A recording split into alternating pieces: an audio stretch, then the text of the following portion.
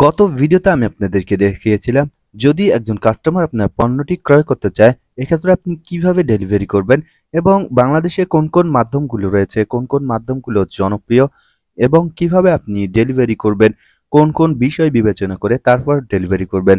যারা পূর্বের ভিডিওটি দেখেননি অবশ্যই আপনারা আমার পূর্বের ভিডিওটি দেখে নেবেন। আজকের এই ভিডিওতে আমি আপনাদেরকে দেখাবো বাংলাদেশের অন্যতম জনপ্রিয় একটি কুরিয়ার সার্ভিস স্ট্রিট ফাস্টে আপনি কিভাবে আপনার পণ্যটি ডেলিভারি করবেন এবং কোন কোন বিষয় আপনাকে লক্ষ্য রাখতে হবে, কিভাবে স্ট্রিট ফাস্ট কুরিয়ার সার্ভিসের অ্যাপসটি ব্যবহার করতে হয়।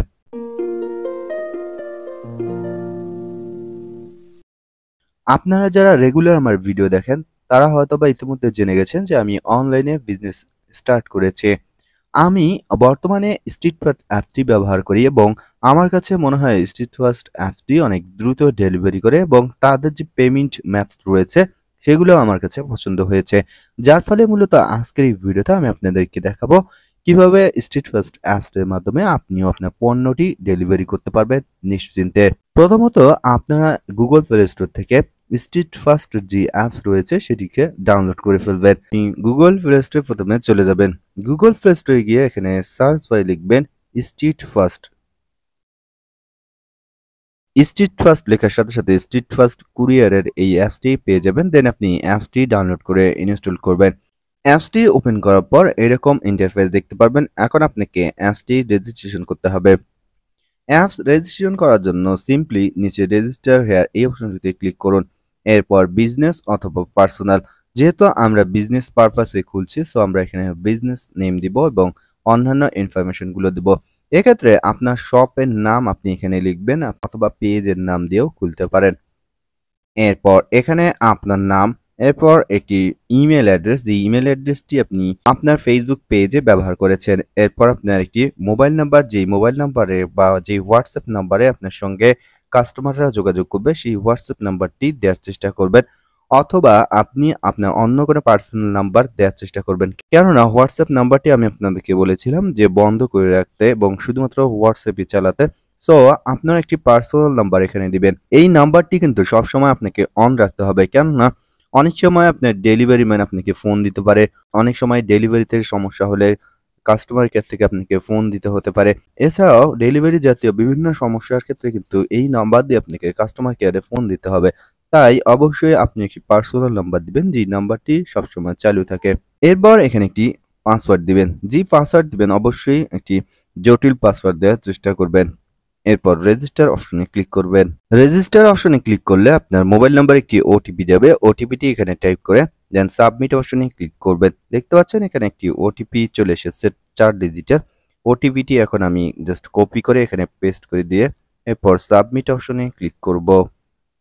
সাবমিট অপশনে ক্লিক করলে এ ধরনের ইন্টারফেস দেখতে পারবেন। জাস্ট আপনাকে ডিরেক্টলি স্ট্রিট ফাস্ট অ্যাপসে নিয়ে যাওয়া হবে।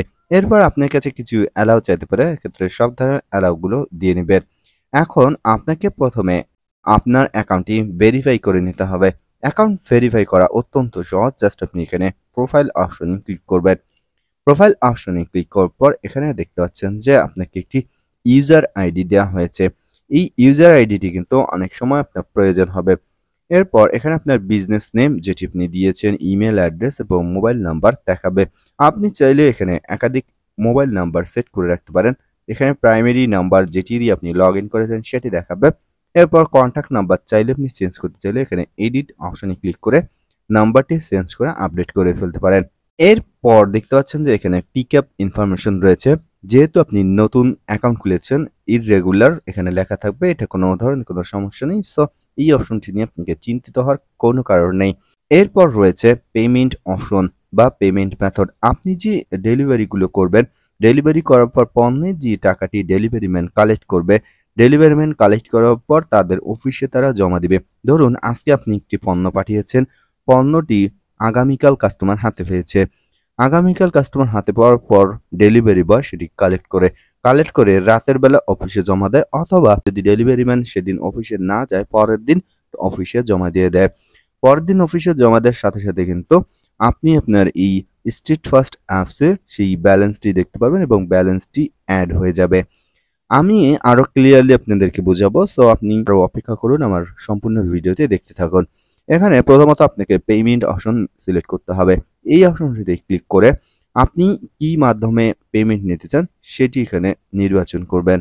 নির্বাচন করার জন্য নিচে দেখতে পাচ্ছেন যে ব্যাংক অ্যাকাউন্ট ইনফরমেশন, এই অপশনটিতে জাস্ট ক্লিক করবেন। ক্লিক করে আপনি যদি ব্যাংকের মাধ্যমে নিতে চান সেক্ষেত্রে এখানে আপনার ব্যাংকের ইনফরমেশন দিতে হবে। তবে যদি কারো ব্যাংক অ্যাকাউন্ট না থাকে সেক্ষেত্রে আপনি চাইলে বিকাশ, রকেট বা নগদের মাধ্যমে কিন্তু নিতে পারবেন। তবে বিকাশ, নগদ, রকেটের মাধ্যমে নিতে গেলে আমরা সবাই জানি ক্যাশ আউটের একটি চার্জ রয়েছে। যখন আপনি টাকাটি উঠাবেন তখন কিন্তু ক্যাশ আউট চার্জ দিতে হবে।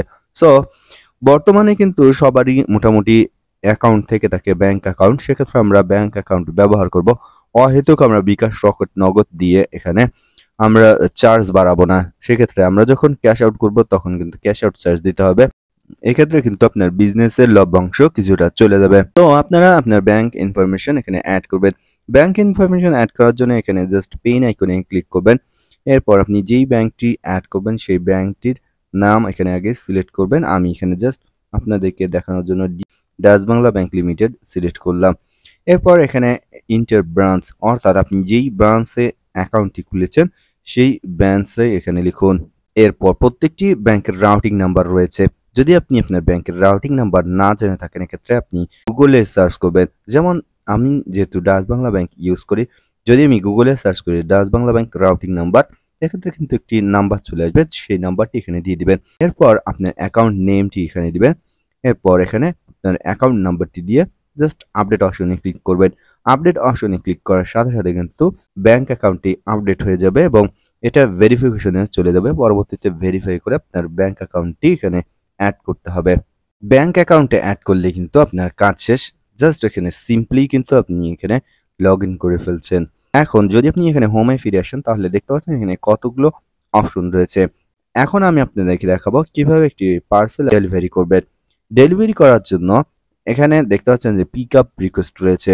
প্রথমত আপনাদেরকে পিক আপ রিকোয়েস্ট দিতে হবে এবং এখানে দেখতে পাচ্ছেন যে এক্সপ্রেস ডেলিভারি রয়েছে। এক্সপ্রেস ডেলিভারিটি কি জিনিস সেটি আমি আপনাদেরকে পরে দেখাচ্ছি। আগে আমি আপনাদেরকে দেখাচ্ছি পিক আপ রিকোয়েস্ট।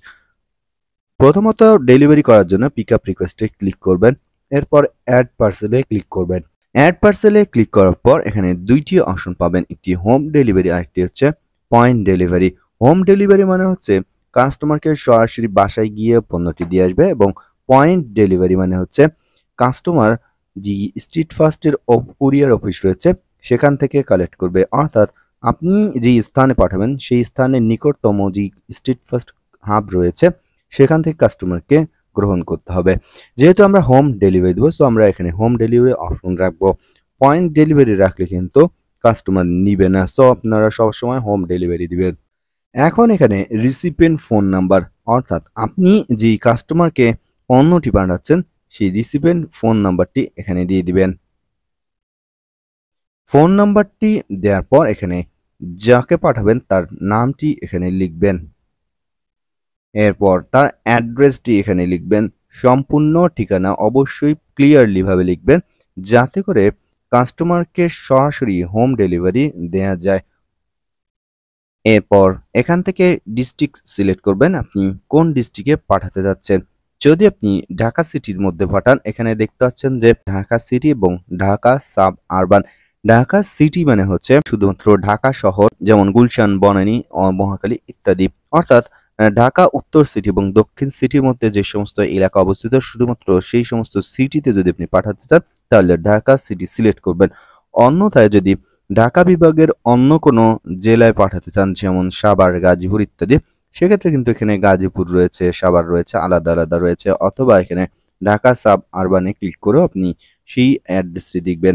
যদি আপনি কনফিউজড হন যে আপনি কোন অ্যাড্রেসটি সিলেক্ট করবেন তাহলে আপনি কাস্টমার কেয়ারে কল দিবেন এবং কাস্টমার কেয়ারে কল দিয়ে আপনি তাদের কাছে জানবেন।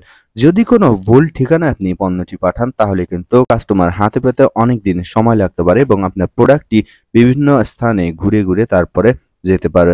অনেক সময় দেখা যায় কাস্টমার অধিক সময় লাগলে আর পণ্যটি গ্রহণ করতে চায় না।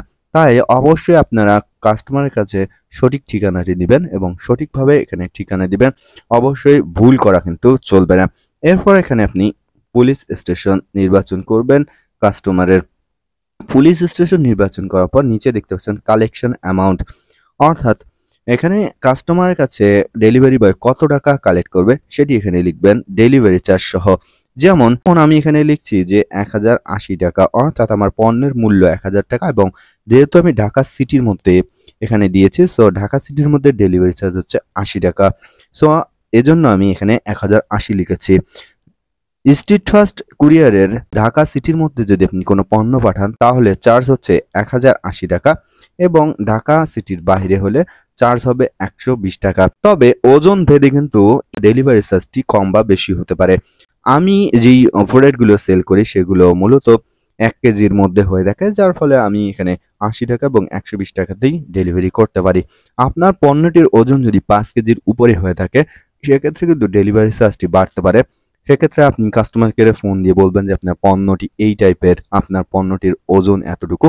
সেক্ষেত্রে কিন্তু তারা বলে দেবে আপনার ডেলিভারি চার্জ কত হতে পারে। সো অ্যাকাউন্ট খোলার পর আমার ভিডিও দেখে যে আপনি ডেলিভারি শুরু করে দিবেন তা কিন্তু নয়।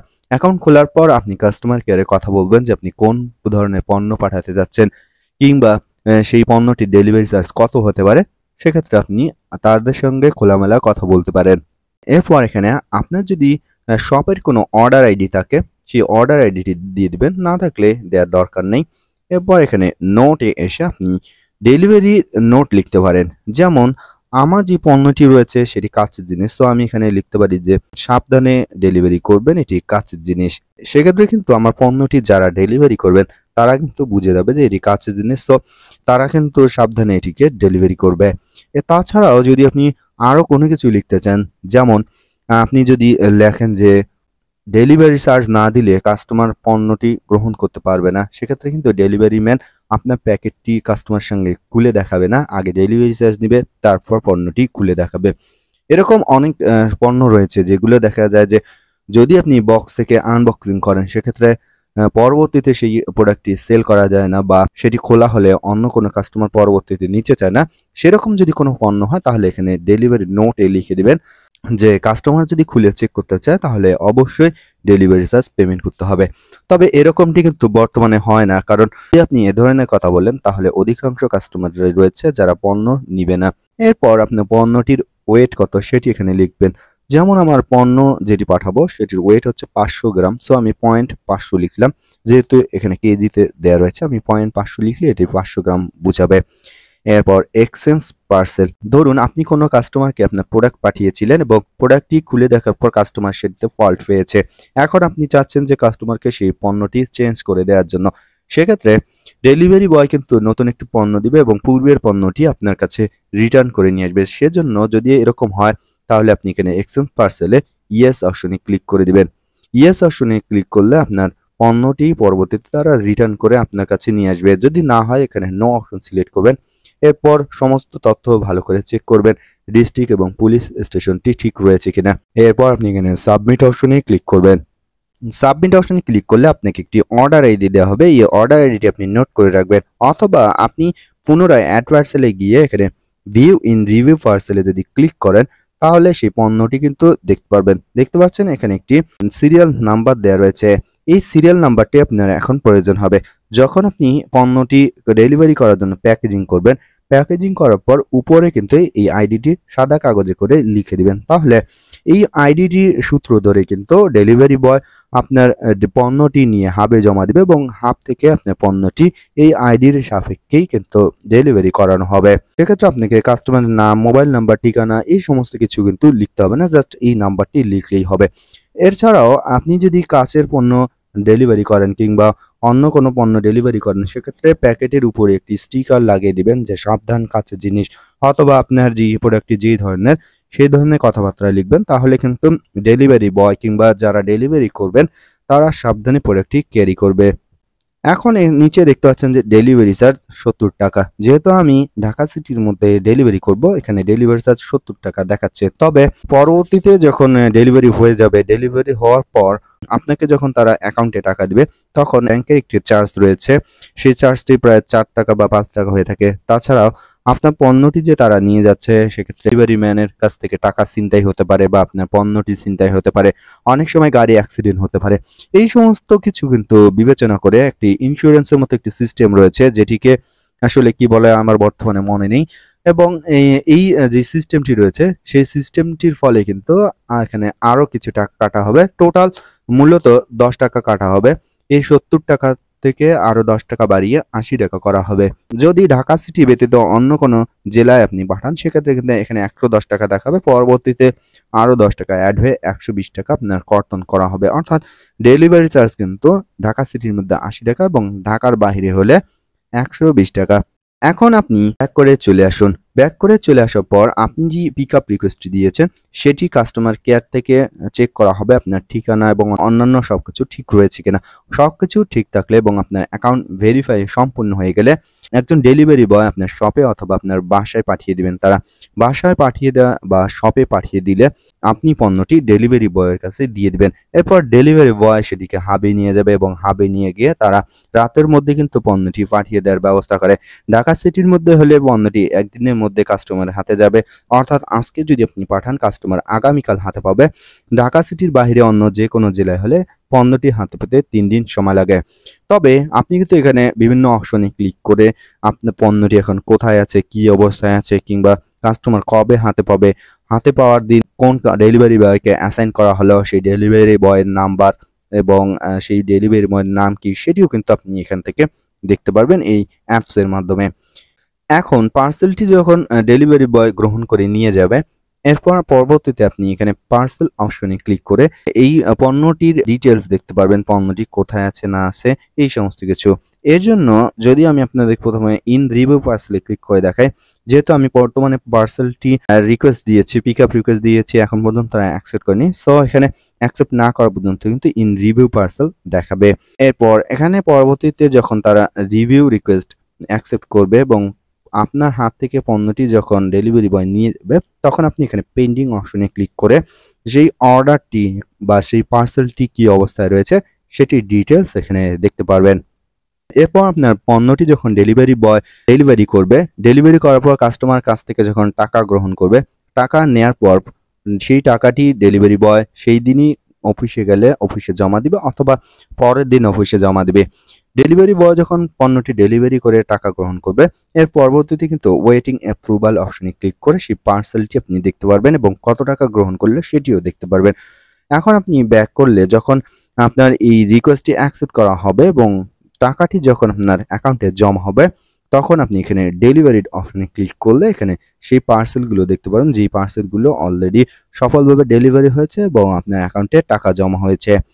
তাছাড়াও যদি আপনার টাকা জমা হতে কোনো সমস্যা হয় সেক্ষেত্রে এখানে পার্শিয়াল অপশনে ক্লিক করলে দেখতে পারবেন।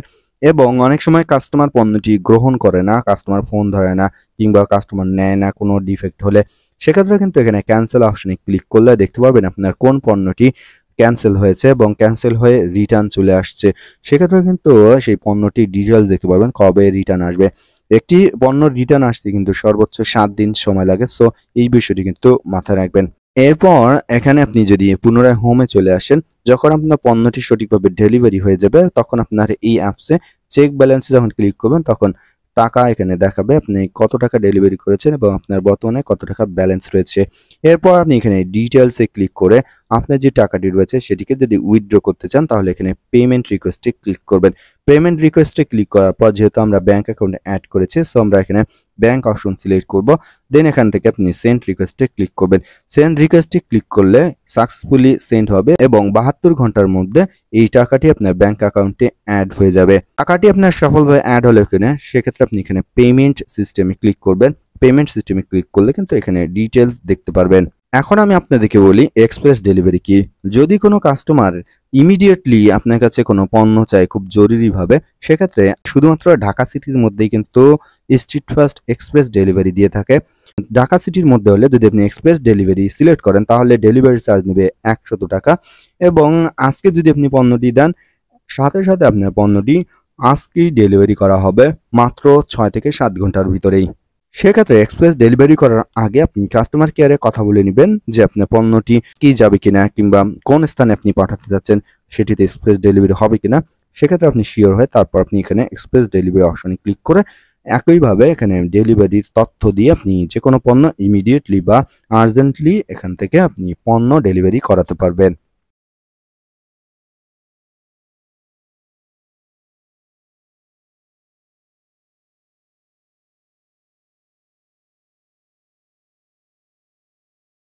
তাছাড়াও এখানে ফ্রড চেকে ক্লিক করে আপনি যে কাস্টমারকে পণ্যটি পাঠাবেন সেই কাস্টমার ফ্রড কিনা।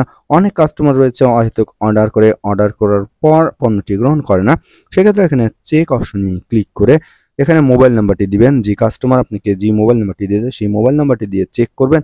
তাহলে কিন্তু এখানে যদি পূর্বে সে কোনো পণ্য নিয়ে টালবাহানা করে কিংবা পূর্বে কোনো পণ্য নিয়ে গ্রহণ না করে, সেক্ষেত্রে কিন্তু এখানে ফ্রড চেকে ক্লিক করে কাস্টমারকে যদি দেখেন ফ্রড, তাহলে কাস্টমারকে পার্সেলটি পাঠাবেন না। এখানে অনেক ফ্রড কাস্টমার রয়েছে, যেমন দেখতে পাচ্ছেন ফাইজুন নাহার। এখানে কিন্তু যিনি মার্চেন্ট রয়েছে বা যিনি সেলার রয়েছে তারা কিন্তু এখানে কমেন্ট করেছে যে এই কাস্টমার কোন ধরনের এবং এই কাস্টমার কেন পণ্যটি নেয়নি, এই সমস্ত কিছু কিন্তু এখানে ডিটেলস লেখা রয়েছে। আপনারা ভালো করে পড়ে নেবেন, তাহলে একটি আইডিয়া চলে আসবে। দর্শক, এই হলো মোটামুটি স্ট্রিট ফাস্ট অ্যাপসের কাজ এবং স্ট্রিট ফাস্ট ই কুরিয়ার কাজ। যদি আমি কোনো কথা বলতে এড়িয়ে যাই কিংবা কোনো কথা ভুলে বলে ফেলি, সেক্ষেত্রে অবশ্যই কমেন্টে জানাবেন। এছাড়াও এই ডেলিভারি সম্পর্কে যদি আপনার কোনো জানা থাকে সেটিও কমেন্টে জানাবেন, অবশ্যই আমি আপনাদেরকে হেল্প করার চেষ্টা করব। এখানে কাস্টমার কেয়ারে কল করার জন্য এখানে সাপোর্ট অপশনে ক্লিক করবেন। তাহলে এখানে কাস্টমার কেয়ারের যে নাম্বারটি রয়েছে সেই নাম্বারটি পেয়ে যাবেন।